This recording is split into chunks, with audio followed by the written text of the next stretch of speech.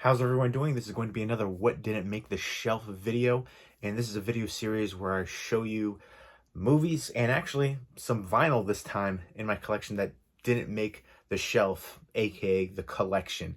And shout out to Joe Marie at Martinez Joe 74. They gave me the idea for this video series, and I like hearing their opinions as well. Definitely check out their channel, both really nice, and they have a great collection. And I like hearing differing opinions. So let me know what you think of these titles, and if you've seen them or heard them for the vinyl, and let me know which one of these is your favorite. And again, I can appreciate differing opinions. We can agree and disagree in a civil manner. But this is going to be a real mixed one. Before I've shown, just Blu-rays and DVDs. This has Steelbooks, it has Arrow Video, it has DVDs, Blu-rays, a VHS tape, and 2 vinyl soundtracks. So again, I'm trying to thin down the collection. I have a little under 6,000 movies right now, and I've sold over 11,000 in the past 5.5 years, which is mind-blowing to think. And I hit a bit of an impasse now. I want to get the collection down to 2,500. There's going to be a lot of changes, so I got to make room. And also, how many movies can we rewatch in our lifetime? That's what it comes down to. I don't want to have things just to have them. I've seen people post recently, I got this because it has a cool slipcover, but I'm probably not going to watch it. What? I don't understand that. So that's just not for me. To each their own collecting wise, but for me, I think it should be a personal thing, your collection, movies that you really love and are passionate about. But people collect differently. I'm trying to thin it down. If I can't see myself rewatching it, it's got to go. But yeah, so here it is. There's 11 titles right there. If you've seen any of them, definitely let me know what you think of them. And let me know what your favorite from this lot is. I'll go ahead and show the vinyl first. I don't have a record player anymore, so I was like, you know what? It's time to get rid of these. And I was actually surprised at the prices for these 2 in particular. I have some more vinyl records that I'm probably going to get rid of. I'm going to keep 1 or 2, like my John Carpenter's The Thing. I think it was from Waxwork Records, maybe that one was, like a big special edition. I'm going to keep that. It's my all-time favorite movie. There's the Japanese poster for it. But I'm going to get rid of these ones. I think they're amazing. But we've got Home Alone, the soundtrack right here from John Williams. And I think this is an amazing job right here. This is from Mondo releasing. Yeah, Mondo. And this goes for $100. Actually selling for $100. Not just, what people are asking for. And I think it's really cool, the design for it. You have like the die cut parts right here for the windows. And then you can pull out the sleeve. And it opens up too like that to reveal like the house and all the different rooms. But you can see right there how that pulls out. And see if I can show you everything. There's another one in here too, but I'm not going to show that one just because it's the same design. But there you go. Really nice design right there for it. I think this is what they call the pizza design for it, which I think is awesome. Vinyl, that's one of the things that gives me hope for physical media. I think, movies, they're still going to be around, just going to be limited runs. And, vinyl's been doing so well for a long time. But a really beautiful release for this one. And again, there's another one, same design and everything like that. So just a beautiful release for it. And I was like, you know what? This has just been sitting. I've never actually listened to it because I got rid of the record player. And, $100 that could buy more movies or other things that I'm interested in. So there we go. That is really a beautiful edition, but I feel like it should go to somebody that's going to appreciate it, listen to it. And I know there's big collectors for these vinyl records and soundtracks, especially for a lot of these companies doing like, limited edition runs and different swirl prints for the designs and stuff like that. Next up is one from Waxwork Records. It's Black Christmas. This is directed by Bob Clark, the movie. And it's crazy to think that he did 2 iconic Christmas movies. This horror one, Black Christmas, and then A Christmas Story, one of the most iconic Christmas movies of all time. He did, Porky's. He's done some other really good things. But this is the soundtrack from Waxwork. This one goes for $65, which I also, a lot of these ones, they go out of print and they go for decent money. And it opens up like that. And I'll go ahead and show you the record itself. Here's the back too. I remember the record for this one looking really cool, but again, I feel like if I'm not, listening to it, I feel like somebody else can appreciate it, and I don't want it to just sit. I do enjoy the movie, and here it is right here. You can see it's the phone, and I will try not to just hold it from the edge, but there you go. It's like blood splatter, and then the phone right there. Those old, dial rotary kind of ones. But I think that looks so cool with the blood splatter and then the phone aspect. So another really beautiful addition that I think somebody will really appreciate and listen to. There are some amazing soundtracks out there, and I love what they're doing with the designs as well, especially for all the horror soundtracks and stuff like that. So a super cool one from Waxwork. Waxwork, Mondo, especially are two companies that I think do amazing jobs with their releases. I think I'm still on their a newsletter thing, so I always get the advertisements and stuff and what they're releasing, and I'm always tempted, but I'm like, nope, I gotta stop. I can't. And let me know what your favorite movie soundtrack is, or movie score, actually. There's a lot of great ones out there. John Williams has done some amazing ones. I really like Goblin. They've done a lot of the Italian horror movie stuff, and they've come out with a lot of soundtracks for their movies that they've been involved with. So some great ones out there to choose from, and so many great, amazing vinyl releases coming out for soundtracks, especially horror soundtracks. Let me know your favorite soundtrack of all time is for a movie, but also your favorite horror soundtrack, or score rather. All right, next we'll get into the movies. We've got a really beautiful release, an Arrow Video release for Exterminator. This is the window box edition. I've only seen one of these on eBay going for 75 bucks. There are other editions for it, but not this particular edition. I love these window box editions. I wish Arrow Video was doing more of these. But this was back when it was, initially just a UK-based company. Now they're releasing in the US, which I'm so thankful for. This is a region-free release, and it comes with a poster, reversible artwork, 4 different, artwork sides right there. I do enjoy this movie. It's about a guy coming back after Vietnam, New York City, and, just dealing with people in the neighborhood, thugs and stuff, beating his friend up, and he just loses it and decides to take the law in his own hands, and, kind of a revenge tale. But, again, beautiful release. I would love to see, if Arrow Video's not doing it, some other companies doing it, where they would do these window box style with the outer slip box. And again, you've got the reversible artwork and stuff like that. Again, I think this one is a good film, a really good, kind of gritty feel to it. Gritty, grimy. I love seeing New York City during that time period as well. Like 70s, 80s, especially.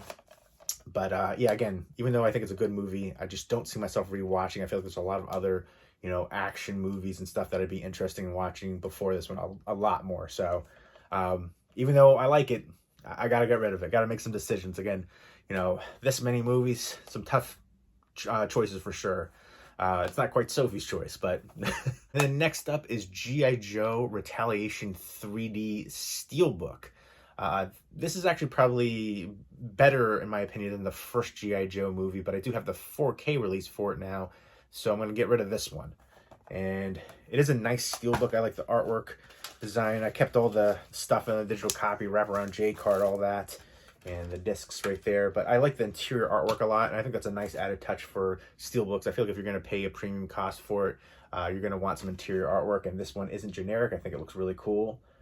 So I dig that. But again, I've got the 4K. And I did like Snake Eyes as well. The first I Joe movie was, I thought, the worst in the bunch. This one, it's decent, but it's not, great by any means. But it has some really good visuals and stunts and explosions and fight sequences and shootouts.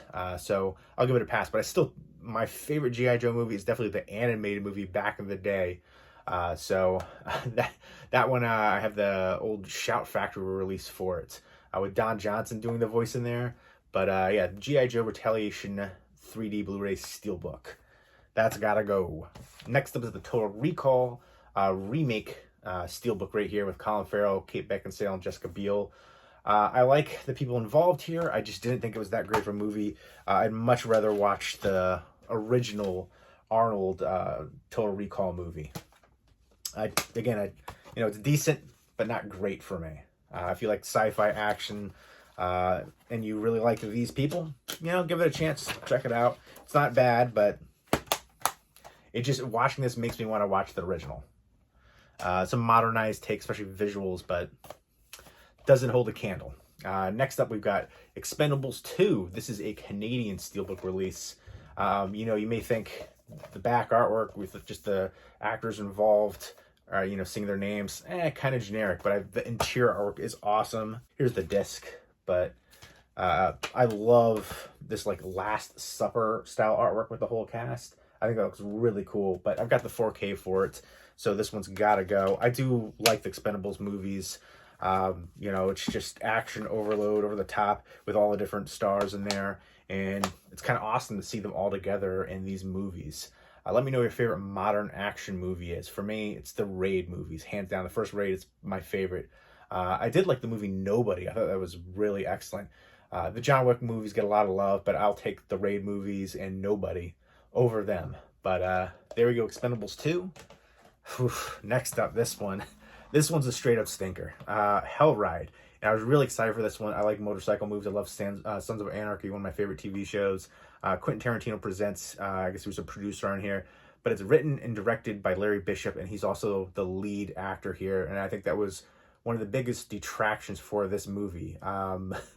He wasn't a great actor. I didn't think the writing was that good. The directing, none of it. But it was interesting to see a lot of the people involved here. Michael Madsen, Vinnie Jones, Dennis Hopper in here too, David Carradine for a small bit. But the movie is just trite, cliched, convoluted, just a dumpster fire of a movie.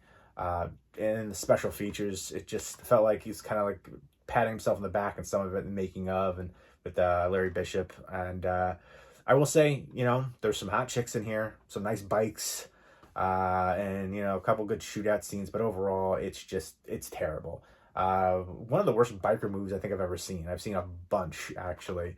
So this was super disappointing. Again, the only pros, the bikes and the babes, but a bummer. And again, I feel like these people, Michael Madsen, Vinnie Jones, Dennis Hopper, and then David Carradine, I like them, but I feel like their talents could have been better utilized in a better film overall. This was super disappointing. I missed the old Dimension Extreme line too, but there's unfortunate things going on with everybody involved with that at the time. They were producing a lot of horror and stuff, and I thought that was awesome. Still some ones I wish would get releases, like Inside, the French film, which got a remake, but unnecessary remake, but I love that one. That deserves a US Blu-ray release, and that was part of the Dimension Extreme horror line. But there's other ones too. But yeah, Livid too, from the same directors, and they actually did the two directors did the Leatherface movie, which I thought was really good. A unique, different take on Leatherface. Let's go ahead and show the VHS, and then I'll show you the DVDs. The Intruder Within, which I picked this up at a yard sale for a quarter, I think. Actually, it was like a flea market, a church flea market. I think I was actually selling stuff at the time, movies and stuff and CDs. And I saw somebody else there, and I picked it up for a quarter. It's Trans World Entertainment USA is the label, which I think looks really cool. This does not have a DVD release or a Blu-ray release or anything like that. It does got a banged up corner piece right there, missing the little part, some wear, but it is an older tape. Trying to see if it says on the year, but it's an 80s movie. 1984, there you go, 1984. But this kind of reminds me a little bit like John Carpenter's The Thing, but nowhere near on that level, nowhere near as good, but little aspects of it. There's a drilling station, and there's a bunch of people on a ship, and the crew, they're off adrift off the icy waters of Antarctica. And I remember they're drilling, and something gets like sucked up some tiny little embryonic life form, an ancient one, and it gets sucked in there, and then it starts to grow and starts turning into this alien creature that you see in the front cover. It's not a spoiler because it's all over the place, and they start killing the crew. I thought it was a decent one that I think deserves life on physical media outside of VHS. And I always wanted to keep this. I thought it looked really cool, the cover. And I did like the movie, but I just feel like I don't have a VHS player here. I've got one in my parents' place down the road, but I haven't watched a VHS tape in a long time, so it's time to get rid of this one. I think it looks awesome. I like the movie, and this one goes for about 35 bucks on eBay. So, and here's, you can see the tape. There's no, I don't see any issues with the tape at all. I did watch this on VHS forever ago when I first got it, but time to let that one go. I think that's there's surprisingly still a bunch of movies that deserve DVD releases that haven't got them yet, let alone Blu-ray releases. Let me know a movie that you'd love to see get a DVD release that doesn't have a DVD release. Let me know a movie that you would like to see get a Blu-ray release that doesn't have a Blu-ray release. I feel like there's a ton out there for that. So The Abyss, I feel like, is one up there. True Lies. Cameron said he's been working on stuff. We'll see. But yeah, so we're gonna have a mixed media lot of stuff: VHS, DVD, Blu-ray, vinyl. But next up is Larry Cohen's Dead Alive trilogy right here. It's Alive, It's Alive 2, It's Alive 3. And I enjoy these films. Let me know what your favorite Larry Cohen movie is. For me, Cue the Winged Serpent is awesome, but the stuff. I grew up on that one. I love that one. I wanted to eat the stuff. I feel like that's not, it's the exact opposite of what you should be taking away from that. But there's a really good documentary about Larry Cohen as well that came out a few years ago, right before he passed away. But only reason I'm getting rid of this one is because I have the Blu-ray box set now from Scream Factory. But I do enjoy these movies. You know, little evil killer mutant baby right there. And then it's Alive. It lives again in It's Alive 3, Island of the Alive. Look at that one. So awesome. And then I remember the remake for It's Alive was disappointing. I feel like nobody talks about that one. Next up, we got the double feature of Village of the Damned and Children of the Damned. I still want to get the John Carpenter's Blu-ray remake for Village of the Damned. I know that has a Scream Factory release, but I have both of these now on Blu-ray. Warner Archive just released the other one of it, The Children of the Damned. So time to get rid of this one. Again, this is one that I remember enjoying. Definitely had like a Twilight Zone-esque feel.